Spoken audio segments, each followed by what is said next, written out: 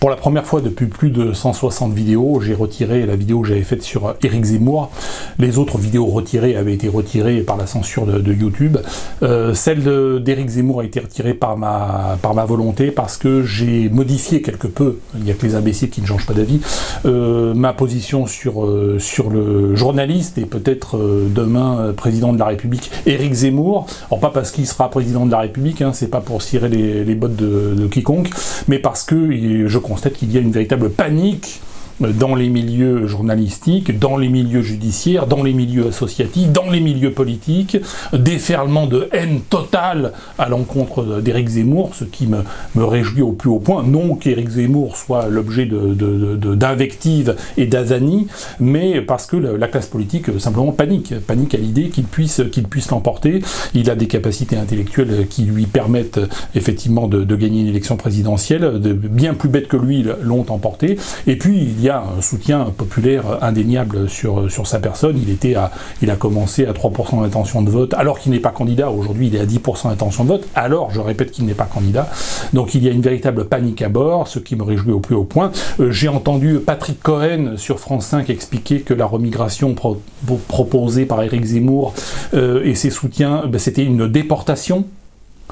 J'ai entendu le maire de Tel Aviv appeler à voter massivement pour Anne Hidalgo. Donc vous voyez, effectivement, il y a déjà tout un front, je veux dire quasiment satanique, contre Éric Zemmour. J'allais dire le jeune Éric Zemmour. Bon, mais oui, effectivement, il est quand même pas si vieux que cela. Donc moi, je prends position pour et je soutiens l'initiative d'Éric Zemmour. Je ne sais pas si ça va aller jusqu'au bout, s'il va se présenter, s'il aura ses signatures, s'il sera élu ou pas, mais je pense que ça va d'ores et déjà dans le bon sens. C'est le sens de cette vidéo. Je vais vous expliquer pourquoi je soutiens Éric Zemmour. C'est parti.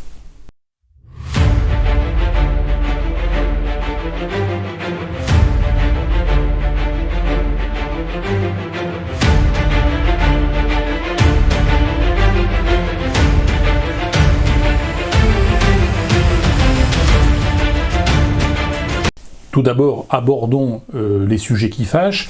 On va me dire, Éric Zemmour est juif. Est-ce que c'est un inconvénient? Alors, c'est vrai que dans le passé, on a eu des présidents de la République, notamment Nicolas Sarkozy, qui était d'origine étrangère.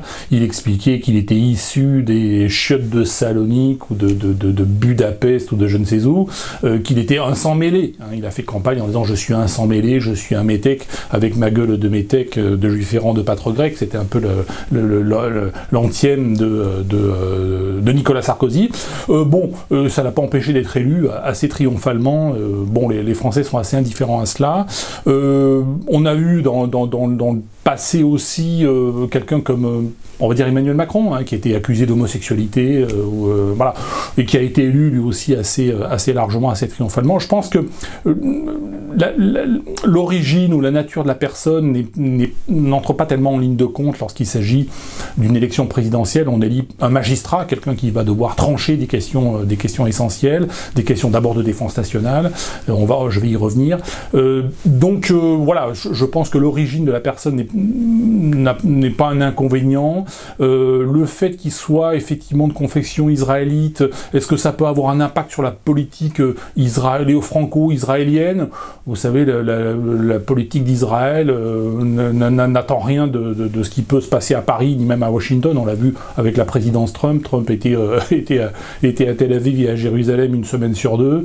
Il a fait une politique très très pro-israélienne. Les Israéliens ont été relativement indifférents à cela. Ils ont gagné une dizaine de guerres contre les Palestiniens et contre les populations arabes, et ils font en fait ce qu'ils veulent, les Israéliens, et je pense pas que ça ait beaucoup d'impact, une présidence Éric Zemmour en France sur la politique israélienne. Je vois pas ce que ça pourrait apporter en bien ou en mal à la France. Ça n'apportera rien, et en bien ou en mal à Israël aussi de leur côté. J'ai même envie de dire que les politiciens israéliens seraient plutôt hostiles, parce que les politiciens israéliens ont intérêt à ce que le maximum de juifs de France viennent s'installer en Israël pour obtenir un avantage démographique sur les populations arabes palestiniennes. Donc finalement, une élection d'Éric Zemmour, au contraire, peut-être même inciterait certains juifs présents en Israël à revenir en France. Ce serait peut-être plutôt dans l'autre sens, donc je pense pas que ça soit très... mais de toute façon, il n'y aura pas beaucoup d'impact ni dans un sens ni dans un autre, à mon avis, sur la politique franco-israélienne. Après, est-ce que le fait d'être de confession israélite, de confession juive, apporte un avantage à Éric Zemmour? Dans un sens, oui, parce que finalement, on peut pas le traiter aussi facilement de nazi. On a vu une journaliste de France Inter il y a quelques jours faire un petit dessin, rajouter OB à côté du Z d'Éric Zemmour, ça fait zob, hein, ça fait un peu collégien. Et puis rajouter des petites moustaches pour faire des petites moustaches à Hitler, c'est ce qui est totalement potache et totalement ridicule et sans conséquence. C'est dire le niveau intellectuel de la gauchiasse, hein, qui baisse de jour en jour. Bientôt ils vont se mettre à creuser, hein, tellement qu'ils sont tombés bas. Donc voilà, je pense pas qu'il y ait d'impact. J'ai même envie de faire un parallèle audacieux avec finalement ce que nous a fait Dieudonné. Dieudonné, il a fait carrière parce que son père était... et s'il a réussi une telle carrière, c'est ce que je veux dire, c'est peut-être en grande partie aussi parce que son père était camerounais. Si ses deux parents avaient été bretons comme sa mère, je suis pas sûr qu'il aurait pu faire des sketchs autant caustiques qu'il l'a fait, parce qu'effectivement, le fait effectivement d'être métis, d'être mulâtre, lui a permis de passer quand même pendant 20 ou 30 ans sous le radar. Alors aujourd'hui, il est complètement grillé, mais voilà, le fait d'être juif, est-ce que c'est un inconvénient? Je pense que c'est même presque plutôt un avantage. En plus, venant d'Algérie, je rappelle que la plupart des pieds noirs, qu'ils soient juifs ou non juifs, et une grande partie des pieds noirs, bien sûr, ne sont pas juifs, ce sont des Européens colons en Algérie, Tunisie, Maroc, qui sont revenus en France et en Europe au début des années 60, à partir de 1962. La plupart des pieds noirs, juifs ou non juifs, sont très, on va dire, hostiles à la colonisation arabo-musulmane en France, hein, si on peut dire ça comme ça. Depuis toujours, hein, depuis 1962, ils ont toujours été effectivement en porte-à-faux. Et aujourd'hui, on se retrouve dans une situation... Alors, j'ai lu sur Internet, sur un blog assez... c'était assez cocasse, on comparait Éric Zemmour à Hitler. Hitler qui est d'origine autrichienne, qui a intégré l'armée allemande dans la guerre de 14-18 et qui ensuite est devenu chef de l'Allemagne, comme on sait. Là, on nous dit, Éric Zemmour, c'est un peu la même chose. Voilà un franco-algérien de confession juive qui deviendrait président de la République française, un peu comme Hitler autrichien est devenu président au chancelier d'Allemagne. Bon, voilà, on peut faire toujours ce type de comparaison, mais comparaison n'est pas raison, on est plus dans le divertissement qu'autre chose. Je pense que dans sa psychologie, Éric Zemmour, peut-être qu'il est dans cette situation de se dire, finalement, nous, juifs d'Algérie, on a une dette envers la France, hein, parce qu'on a reçu la citoyenneté française, avant le décret Crémieux, donc, qui date de la fin du 19e siècle, j'ai pas la date exacte, je crois que c'est 1898 ou quelque chose comme ça. Avant cette date-là, on était des dhimmis, hein, on était des sous-hommes traités comme de la merde par les populations arabo-musulmanes d'Algérie, et là on a acquis la citoyenneté, donc quelque part on a une dette à l'égard de la République française, à l'égard de la France, et des Français, hein, au-delà de la République, parce que c'est la République en tant que telle. Je rappelle que c'est Charles X, hein, en 1830, c'est la royauté, hein, qui a conquis l'Algérie et qui a fait l'Algérie, parce que l'Algérie n'existait pas à proprement parler.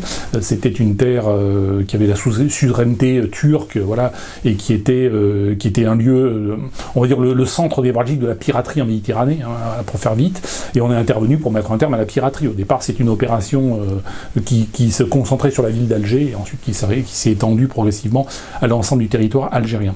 Voilà, donc oui, le fait effectivement qu'il soit d'origine d'Algérie, je pense pas que ça soit un inconvénient pour la très grande majorité des électeurs, qui sont beaucoup plus pragmatiques.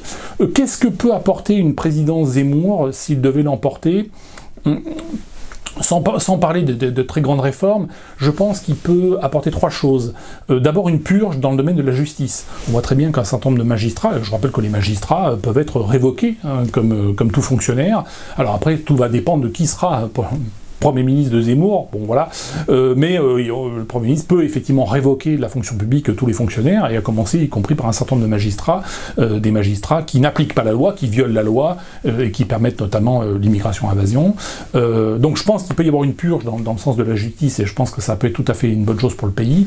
Il peut apporter une purge également dans le sens des associations des associations qui, en France, ont un budget de plus de 10 milliards d'euros par an, versés essentiellement par l'État, par les collectivités locales, des budgets dont des subventions absolument considérables, et ces associations sont des associations politiques. Elles sont là pour faire la politique du Parti socialiste, du mouvement Les Républicains, de la République en marche. Et là, il y a une véritable panique au niveau associatif, parce qu'effectivement, s'ils devaient couper ne serait-ce que le 10e du financement des associations, ça serait la mort de centaines d'entre elles. Je crois qu'il y a plus de 500 000 associations en France, qui se partagent aujourd'hui plus de 10 milliards d'euros de subventions, ce qui est gigantesque. Donc là aussi, je pense qu'effectivement, couper les vivres à la gauchiasse associative, toutes les associations, toutes les ordures associatives, ça serait, même si on coupait que le 10e ou que le quart, ça serait déjà considérable. Je pense qu'il peut apporter aussi beaucoup en termes de purge dans les médias. En 1981, rappelez-vous, rappelez-vous, c'est l'histoire, on n'était pas suffisamment vieux pour s'en rappeler, mais François Mitterrand a purgé complètement les médias, la télé, la radio, etc. Il a viré, alors ça s'est fait plus ou moins progressivement, mais tous les journalistes et tous les patrons de chaîne, pour mettre effectivement la gauchiasse que nous avons aujourd'hui, qui sont leurs héritiers, parce que bon. Et donc on a donc une purge médiatique serait aussi une bonne chose, je pense, pour le pays, de façon tout à fait pragmatique. Je pense que la logique d'Éric Zemmour aujourd'hui, s'il devait aller au bout encore une fois, de l'aventure, et si ça devait réussir, est très logique d'une logique à la Le Pen. On a connu depuis 20-30 ans effectivement aussi une résistance qui venait de la part de Jean-Marie Le Pen et du Front National, sauf que Jean-Marie Le Pen, lui, n'a jamais voulu exercer le pouvoir, parce que c'était quelqu'un qui avait un grand leadership, qui était un grand leader, on l'appelait le menhir, mais qui n'était pas un manager, qui n'était pas capable de manager une équipe ou manager véritablement un gouvernement, qui n'avait pas vraiment cette capacité, et d'ailleurs qui s'est laissé piquer son parti en 1999 lorsque Bruno Maigret s'est fait élire président du Front National à l'insu de son plein gré, à l'insu du plein gré de Jean-Marie Le Pen. Donc il a Jean-Marie Le Pen, c'est quelqu'un qui ne voulait pas le pouvoir. Dès qu'il montait à 20% dans les sondages, il sortait une connerie sur l'inégalité des races, sur les juifs, sur du raffort crématoire et autres bêtises, qui faisait qu'il redescendait à 14-15%. Donc Jean-Marie n'a jamais voulu véritablement exercer les responsabilités, et sa fille, elle veut exercer les responsabilités, alors elle n'a pas le défaut de son père, par contre c'est une femme de gauche, et elle ne veut pas entendre parler de remigration. Avec elle, il n'y aura jamais de remigration. Elle l'a dit, elle l'a expliqué, elle l'a répété, elle est entrée au Front National en 1988, depuis 1988, elle dit pas de remigration. À l'époque, on n'appelait pas ça la remigration, elle ne veut pas inverser les flux migratoires. Elle est tout à fait favorable à ce que la France, terre universelle, soit envahie par 10, 100 millions d'Africains ou d'Asiatiques ou d'autres. Voilà. Elle, ça lui convient parfaitement. Donc, et d'ailleurs, c'est son malheur aujourd'hui, c'est que confronté à une concurrence confrontée à la concurrence d'Éric Zemmour, et bien effectivement, elle a déjà perdu beaucoup de points, parce qu'elle est passée de 25% à 19%, donc elle a quand même déjà perdu 6 points, et ce n'est que il n'est même pas candidat, la campagne n'est même pas encore commencée. Donc elle a du souci à se faire. Bon.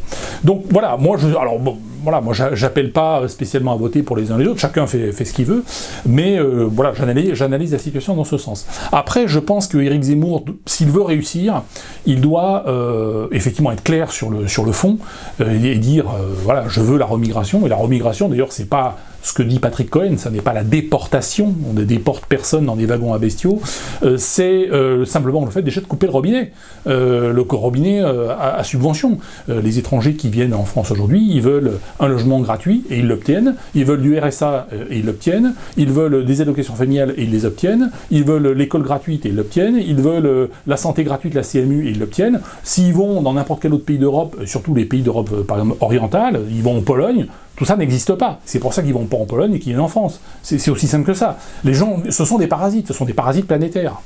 Donc il suffit de couper le robinet et automatiquement, les gens qui étaient venus en France, non pas pour être des clochards, mais pour toucher de l'aide sociale, le jour où ils la toucheront plus, ils iront ailleurs.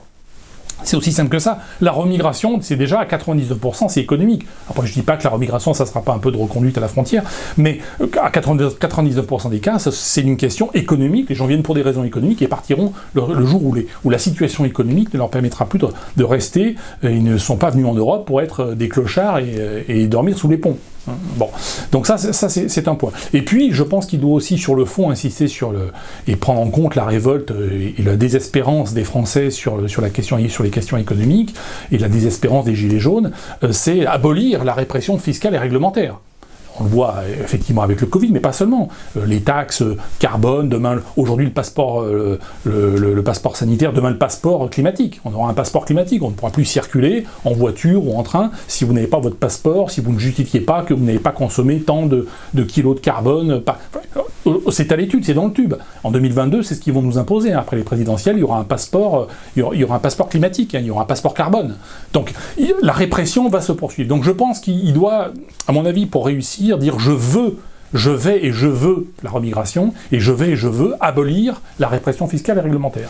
S'il tient ce discours-là, il va réussir. Après, le danger, pour lui, c'est de rester trop dans l'analyse. Jusqu'à présent, il est journaliste, donc il fait des analyses, éditorialiste, écrivain, essayiste, bon voilà. Mais je pense que s'il se projette comme le roi Éric, comme un candidat à la présidentielle, il faut qu'il dise je vais et je veux et je vais, à l'image du roi, finalement, parce que finalement l'élection présidentielle, c'est l'élection du roi, en quelque sorte, et le roi doit fonctionner à l'image de Dieu. Dieu n'a pas créé l'univers pour résoudre un problème. Dieu veut parce qu'il veut. Le roi veut parce qu'il veut. Je vais et je veux remigrer. Je vais et je veux abolir la répression fiscale et réglementaire. Voilà. Donc je pense que si on est sur cette ligne-là, s'il est sur cette ligne-là, s'il a cette intelligence-là, et je pense qu'il a tout à fait le potentiel, il peut réussir, et je ne peux que m'en réjouir. Moi, je ne peux que me réjouir qu'il vende ses bouquins. Je vous invite aussi à lire les miens, et puis à comparer. C'est pas tout à fait le même travail, c'est pas tout à fait le même niveau, sur le plan économique, sur le plan anthropologique. Moi j'aborde des questions qu'il n'aborde pas, et s'il les abordait, de toute façon, il aurait été viré de la télé depuis longtemps, et voilà, donc s'il est là aujourd'hui, c'est qu'il n'a pas forcément...